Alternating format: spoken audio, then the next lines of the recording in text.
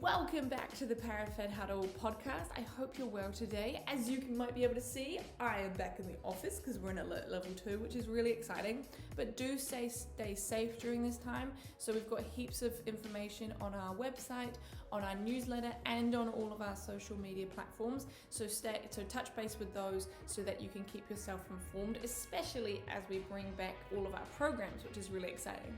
But for today on the show, we've got Dan Buckingham coming to join us. From his home, we were in level 3 when this was recorded. But listen in, he is an ex-Wheel Black, which is really exciting. And he is the acting CEO of Attitude at the moment. So if you want to know more about those guys, then you can listen in. But also, I talked to him a lot about his experience as a high-performing athlete and his experience at the Paralympics. So listen in, enjoy it, listen to it again if you really enjoyed it, and otherwise on with the show.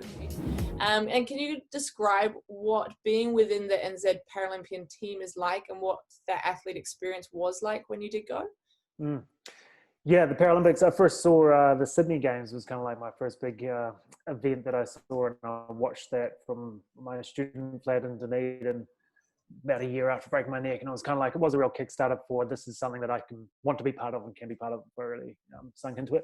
At that stage, I just touched on a bit of wheelchair rugby, but seeing the guys compete there, I was like, yeah, this is what I want to do. This is what I want to be. And that was real sort of start of the journey. And then 4 years later, I managed to be there with the team in Athens, and it was yeah, I don't know, there's so many cliches to say, but upshot is it was just a magic time. But for me, the big thing when I think about Athens, I think about it's a moment in time that spans 18 months. Like that was when Grant Charman came on as a coach and he put the line in the sand, we're going to win gold in Athens. And it was like an 18-month journey, and it was just so exciting to be part of the team, bring in the high performance aspects. So we had sports psych came on board, strength and conditioning, nutrition. Like it really was a switch from where we were coming out of 2002 Sweden World Champs, where we didn't do well. And just learned so much. And I think Graham was such a fantastic leader to have at that stage. His big strength is bringing a team together and creating the belief and getting the right people around him as well. And I think between him and Tim Johnson, who was a main player at the time, he was a very good leader in the analytical sense, like team tactics. And between Grant and Tim, they really just created this vision and knew how to, I don't know if they knew it or they made it up along the way, but they made it happen. As a player coming along for the ride at 23 years old at that stage, it was just a pleasure and a privilege to be part of it. Yeah. When you initially joined started playing wheelchair rugby, was it with the intention of like, I want to be elite in this, or did that kind of snowball and it just happened in that 18 months? The first big thing that drew me to it, I went and watched the Wheel Blacks train when I was still in the spinal unit, and I'd sort of, I've done this big course change in my life where I broke my neck and I wasn't sure what was next. And just seeing the young guys just doing their thing, like it was Curtis Palmer, Jerry Tinker, those sort of guys, just really cool guys that suddenly I was like, looking up to, and they were just having the time of their lives. They were playing an awesome sport, they were fit, they had really hot girlfriends, they were great. And I was like, yeah, they've come through the other side of what I'm doing, they seem to be all right. But also what I loved was they didn't hold back, they took the piss out of me. It was kind of like a leveler. It was like, you sort of have, after breaking my neck, it was this weird phase of being in the spinal unit and you've got so many good people around you, but it's kind of this weird bubble, and suddenly you're back on the level with just a bunch of guys who are very similar to you.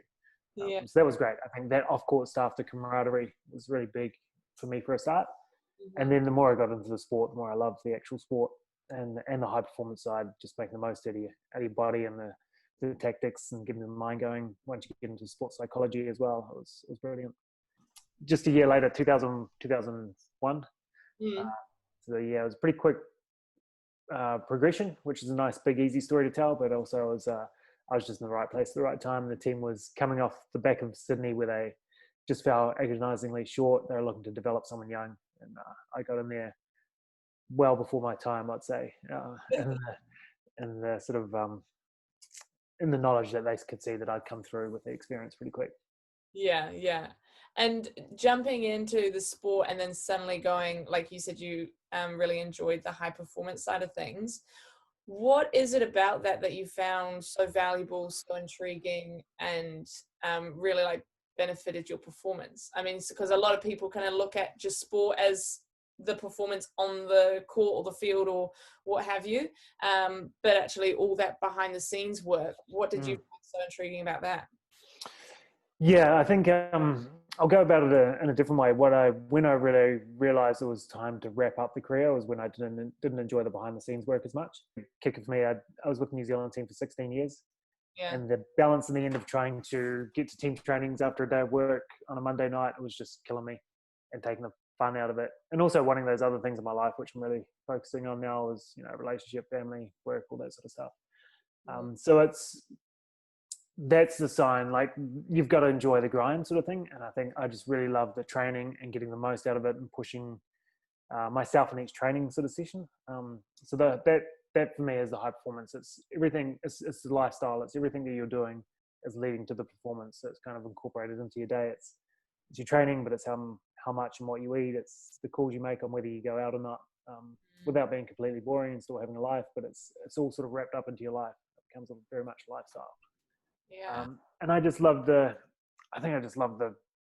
feeling that comes with knowing that you're achieving, and at the very granular level, the endorphins you get from a good workout, all that sort of stuff. I think I'm someone who thrives on setting goals and trying to get the most out of anything. And that was just living that lifestyle was a great way to live. And then when you do it well, and you come out the other side and you have a good performance, that is just an amazing feeling in itself. And it is the classic, whether you win or lose, but you're performing at your peak. It's just a magic feeling, and especially in a team environment when you're in sync on song with your teammates. And I really felt I knew it when I was in it that I was going to miss it, because it's very hard to replicate those experiences. You go away, and one of my last big ones, we're in the game to get us into Rio or not in France. We're in this like cauldron stadium with all these French people beating drums and big crowd in that. And I said to a few of the guys, it's like, you don't get to experience this in regular life. You go back to regular life and it seems pretty boring. Like, just lap it up, thrive on the pressure, love it, enjoy it. That's the best. Yeah. I think I do miss the sporting lifestyle and all that, but I don't think I could do it the way I was and traveling the world and have what I have here. And I'm very happy to have done it, but also very stoked and very comfortable being where I am at the moment with life. Is there anything that you would kind of, give advice to other athletes in terms of not preparing a plan B, but making sure that you have that kind of second life to walk into? Because I kind of have heard other athletes say that it's awesome being an athlete because you essentially have two careers. Was there any sort of way that you prepared yourself to go from that professional sporting life into your next life almost? Yep, I think it's something that got instilled into me very early by my ACE performance advisor, I think it was at that stage. I've changed names and acronyms, but basically the person with the Academy of Sport who said, what are you going to do after sport? And at that stage, I think my first session with him, I was like 21, and I was just like, I don't know, reflect, I'll be fine. And he said, the reality is you'll probably be done by the time you're 30, and you've got a whole lot of living left to be done. I think I wound up, I was 36, I had a few more years in there. But he very much instilled into me, get some balance, get something else going on in your life, and they'll feed off each other. You'll thrive off both. So I did do that. I went back to study, and I think had a really good balance, just living that eternal lifestyle there for a while. The bonus of being in the team at that stage is we had a scholarship that paid for the university fees. So stayed there. Probably a bit too long. I started getting the invites to adult student barbecues when I turned 25, and I was like, okay, time to wrap it up, time to get out of here. And that's when I started looking for work and what was next. That was looking after Beijing, what was I going to do? But I was looking at postgraduate work and becoming a journalist and stuff like that. And instead managed to land a job at Attitude, which was just part-time at that stage leading into Beijing. So short answer, always had that balance, whether it was study or just even with New Zealand Wheelchair Rugby on the board, and did a year as president and other things going on. But also maxed it out, I think, with sport. One thing I really maxed out was the travel. Did 3 seasons playing rugby in the States and that sort of stuff. That was the awesome balance I had in life. I didn't get to do the classic OE, but I got to do all this other stuff with sport. That cafe. Yeah, the flip side is it was really hard at times trying to balance work and sport. And I don't think I performed well at either at times. Like it was too much.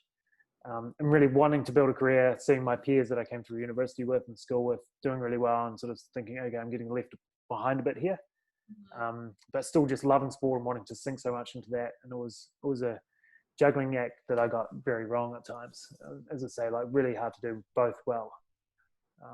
And ultimately, at the end I made the call that it was time to, I've done this and really loved it, and I'm still loving it, but I need to shift to something else. Yeah. And like you said, that juggling act, it is like the work life or sport life balance. It is a juggling act, and I feel a lot of people need that almost mistakes to kind of figure out and be like, oh, I know now that I need to head off this other direction. But you mentioned before that you got your first job as you kind of left uni was with Attitude, and now you're still with Attitude as well, and you've definitely climbed the ladder up there. Do you want to just dig into and talk to what you do there and what Attitude is now as well? Yeah, I've been there for a long time and seen a lot of change within the organization, people, and also the way we produce stories and how we go about our business as a company. So I started as a researcher and presenter back in the days of presenter, when we had presenters on, and it was terrible. I was this monosyllabic Southlander with dreads, and I was just such a cliche in what I thought TV was and what made good TV. It was terrible.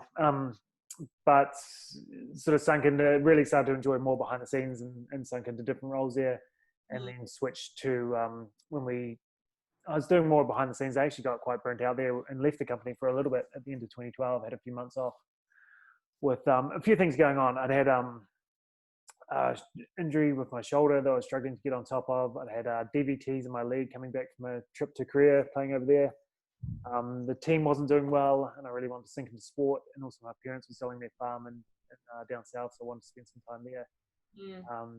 So I took some time off, and that was a really good call. It was a really hard call to make. I think I took 4 months off in the end, but also just we had a tournament in Germany, and I stayed on, and I just wanted to do some traveling by myself. It wasn't organized by work or sport, so just soloed it through a few countries, which was awesome. The upshot of that is I came back, and we're launching a digital platform, so kind of reinvigorated very much by launching into this other part of the media. With Attitude Live was a website that we got off the ground in 2013, and being part of the incubation phase and the build of a digital platform was pretty cool. 7 years on, we're still trying to figure out how to move forward with it. Like, it's been a lot of chopping and changing and different iterations of it. But yeah, so there's a digital, and then I sort of started shifting back into management as well, and became general manager, and then ultimately this year acting CEO. Just acting part while the big boss Robin's still there, but she's given me the training wheels and letting me have a go. So yeah, it's been a hell of a journey, and I think feel similar to sport, just feel very privileged to be part of that world. The media is an exciting world to be part of, especially with so much going on and so much change. But with this company that, and amongst all the bad things that come with TV as well, it's pretty cutthroat sort of industry, and people end up selling their souls and creating content they don't really believe in, to be able to focus on content and tell stories that might not otherwise get told as a line I often drop without us, with the stories we get to tell with NZ On Air funding we have and not being commercially driven. It makes it easy to go to work. Like, really enjoy it. And on top of that, we've got an awesome team who just love what they're doing. They're passionate TV makers as well as passionate about disability. And you kind of, one of the highlighted words that keeps coming through is the stories, which I think is amazing. And we seem to be seeing a bigger representation of people with different abilities in media nowadays. Like, obviously the Attitude series, and then Unbreakable series that was out last lockdown, and then the movie that came out on Wednesday. Have you seen Rising Phoenix yet? I haven't. I've seen the trailer, but with a 7-month-old, the opportunities to sit and watch content is severely diminished. Yeah, not as much TV time as you would have hoped. No. Well, if you get a chance to, I watched it last night, and it's amazing. Cool. But do you think that the ideas and the culture about people with different abilities is experiencing change because of these organizations like Attitude are making a push at changing that idea? Yeah, I think there's value in just having more content. And then, but then on top of that, it's how do you tell those stories? How do the stories come across? So the quick history, I guess, is disabilities. It's been underrepresented. It still is underrepresented, and with any representation of a subject matter that's underrepresented, you often tend towards extremes. So with disability, it's always tended towards one or the other. You're either seeing stories about people who are the super crips, the phenomenal, the policeman and the family guy who's like in a wheelchair, but he's jumping over fences in his wheelchair. Everyone's winning a gold medal at the Paralympics. What's the disability is bad attitude, that sort of level. Yeah. The only disability is bad attitude. And then at the other level, it's kind of the medicalized model. It's the pity party. It's the invalid, the invalids, all that sort of stuff. So you kind of got these extremes, the high end and the low end, where when your story has Coldplay as a backdrop, it's terrible. And then what we try to do is fill the middle, where we just tell stories of ordinary people for the most part, but they're intriguing and they're fascinating because they live with disability, and how they live is interesting. So it's kind of filling that middle gap, and that's what we try to do. And between us and all these other entities that are trying to create content, it just continues to fill that gap in the middle, and hopefully people end up with a broader spectrum of knowledge.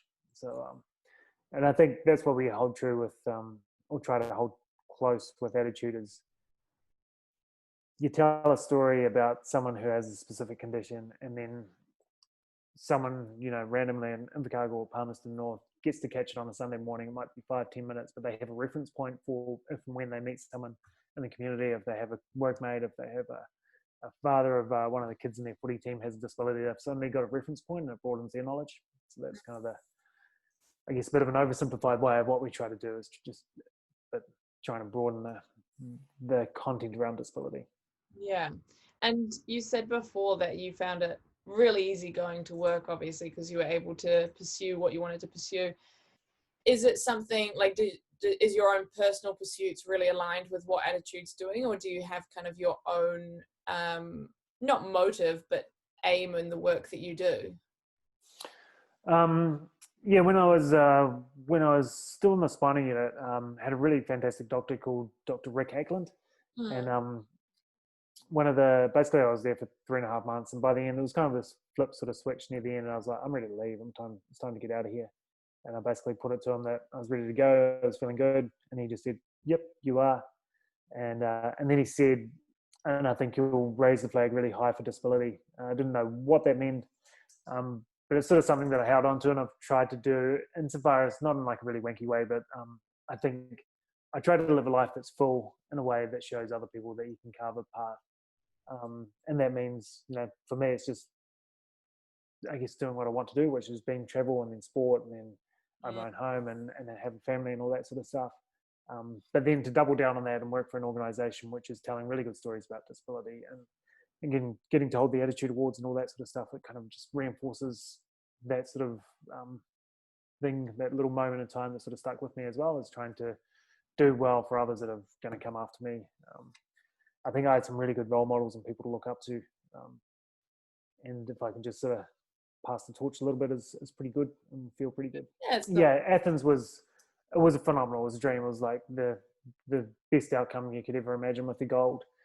Of course, 4 years later, we hit the lows of high performance sport, the highs and lows, where we went in there very much favoured to get a medal, if not gold. We ended up 5th, which was gutting. That was crying in the changing room afterwards, sort of gutting. It was devastating. And that's where the balance comes in. That was where it was good to have other things going on in my life. And I think about the athletes now with COVID, and suddenly they can't travel and they can't perform. What else they have going on in their lives? And then, of course, we didn't qualify for London, which was it felt ridiculous. It felt like we'd gone from this one extreme to the other of not even being at the Paralympics. But got to be there with the media, which was amazing in itself, and seeing it from the other side. And that was where I got to see the broad spectrum of what the games are and how massive and amazing it is. And kind of like the external look of how it affects so many people worldwide. Whereas with wheelchair rugby, it was very insular. It's what's happening in the wheelchair rugby community, who are the team we're playing up against, and what's happening in our team. It was very much just as close to the world. Going to London, it was a massive big take on the games and the Paralympic movement itself, the change it makes. And especially those games, they made a massive change to Good. disbelief was perceived. And then got to carry on that with Sochi and then Rio. So being able to be behind the scenes has been amazing as well. It's just a whole nother, you got the athlete village and then you got the media village, and it's this whole nother world that goes on that people don't get to see. Yeah, I didn't even realize there was a media village. Yeah, it's huge. It's all the things that come with being an athlete. You get all the entities from you can get your hair cut to your eyes checked to go to the shops and get the mascots and all that sort of stuff. That's all there for the media as well. So there's a whole nother village. Media accommodations usually offsite. There's a whole media transport hub and loop. And then you have the International Broadcast Centre, which is this huge big building that everyone outputs out of. So we were in there in Rio with our little team. I think we had 12 on the ground in the end, next to Channel 4 that had 400 people. So yeah, it's a pretty cool place to be. But I guess as well, like you guys have to perform the best you ever have as well, just like the athletes do, in that couple of weeks of coverage. Yeah, the Rio Games was an amazing experience as a broadcaster. We had 12 people producing a lot of content, doing it on a very small budget as well. And I think that was part of the success as we went in, not just trying to do wall-to-wall coverage. We had this coverage of, there's content on Duke if you want to go deep, highlights packages every day on TV1 if you want to go a bit, get the sort of backstories and know a bit more. And then we had an embedded journalist as well, just feeding through a lot of news. So it was kind of by default of not having many people and not much budget, we ended up with really good delivery. But the days are huge. It's 12-hour days every day. You get in there and you have a plan for what the day's going to be, and you've mapped it up on the whiteboard. And then Aaron Grimaldi comes in and gets a gold, and it's like you rub off the whiteboard and you go, okay, we're leading with that. And reset the whole program that you've been working on for months. So exciting, yeah, cool. Very, very fulfilling thing to be part of. Are you looking to get over to Tokyo 2020 if we're able to? Yeah. It's been a bit of a slog to get the funding. It's been a bit of a different world than Rio. Had a really good mix there with Rio, with ACC and NZ On Air and TVNZ and us. This time around, we've TVNZ and Attitude still leading the broadcast, and then we've got NZ On Air and Ministry of Culture and Heritage coming to the party. So, oh wow, yeah. So we've got the funding. It's just putting into plan what we're going to do with it and how we can maximize it. There's still a few things to work out.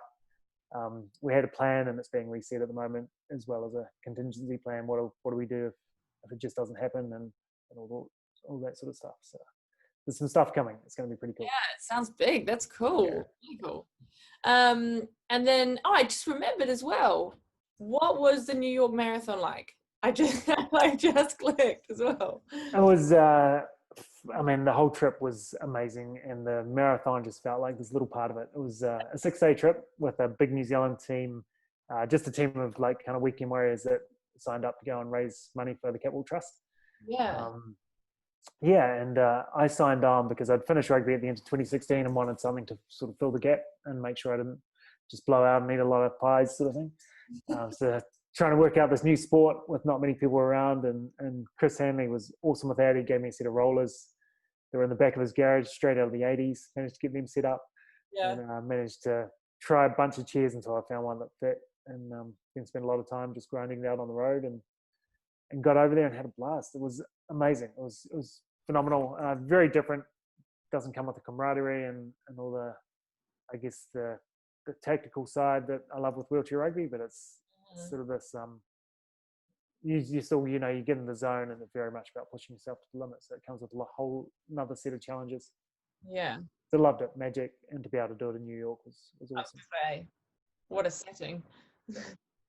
And then carried on with a couple more back here at home, and vague plans to do more. It's just how to fit in the training now. It's a big question mark.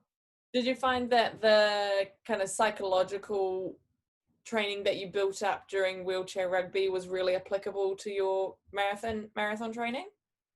I think, psychologically, and also just knowing the work ethic that I'd have to put in to try and reinvent myself for a different sport. But also the recovery and the nutrition side was big.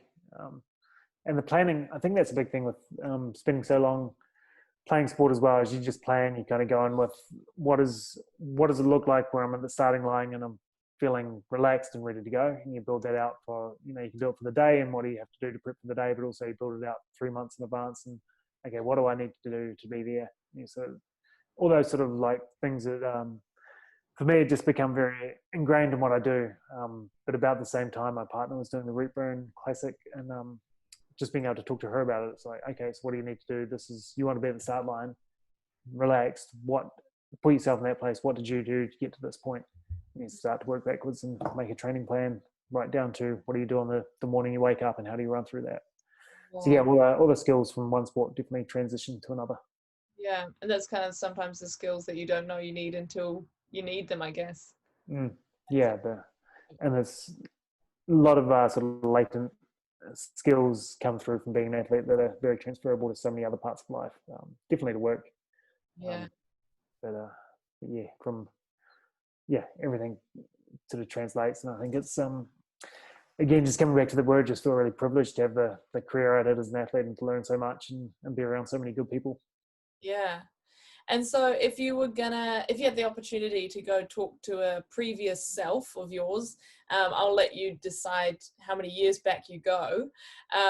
But what kind of advice would you give yourself if you were going to talk to a past? Yeah, that's hard. I think on the whole of sort of the big chunks I've done have been awesome, and I think it's been really good, but definitely a lot of mistakes along the way and a lot of, a few regrets here and there. Definitely could have done things a lot better at times. I think if I think back to, there's specific games and moments in games which I changed.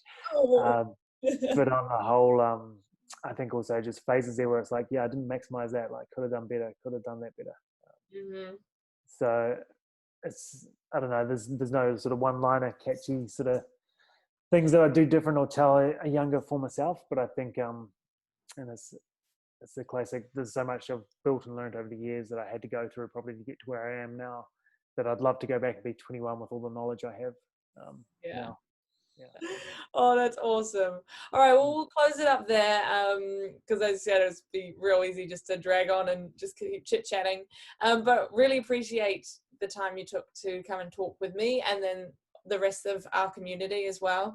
I will pop in, I'm tempted to find a video of you with dreadlocks and chug that down, but I'll also pop details with attitude and details about yourself as well, so that anyone listening or watching can get to see more if they want to.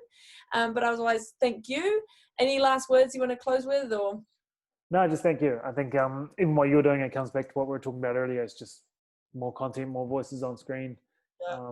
A big takeout actually I took out of a conference I went to last year called the Power of Inclusion, which was the main focus was on gender, but also a bit of ethnicity and disability vaguely crept in there. But if you can see it, you can be it. That was a really big message. And having at that stage a daughter on the way, I really took that on board. And the keynote speaker talked about things like the huge uptick in women taking on archery after the Hunger Games. These sort of little moments that you don't really think about the flow-on effect. But I think just by telling good stories and being visible and all that sort of stuff, it does lead to people just seeing and thinking, yeah, I can do that. I can do something. Or that's something I can be part of. So thank you. Oh, awesome. All right, well, thank you. And we'll close it there. Everyone that's listening and watching, we will see you next week. Cool. Awesome. Thanks, Dan. Thanks a lot. Yeah.